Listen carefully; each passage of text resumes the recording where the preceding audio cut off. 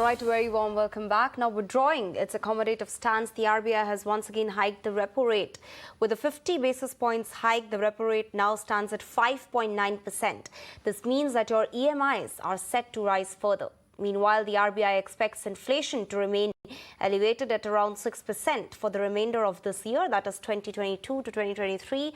And the RBI has, in fact, left the inflation projection for the financial year 2023 unchanged at 6.7%.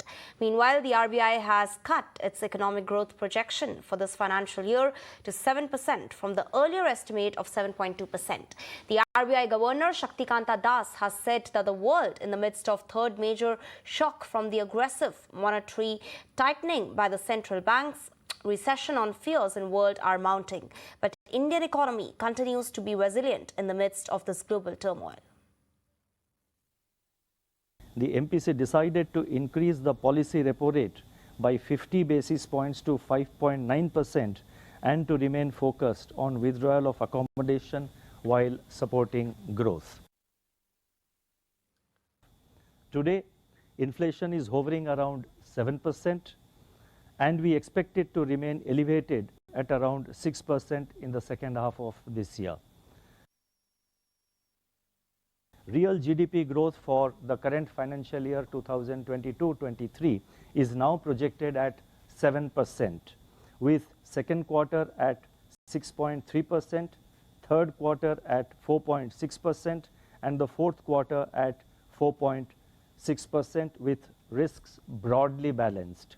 The growth in the first quarter of next financial year, that is 23-24, is projected at 7.2%.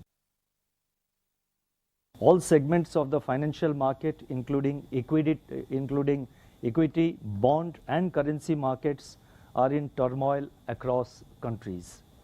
There is nervousness in financial markets with potential consequences for the real economy and financial stability.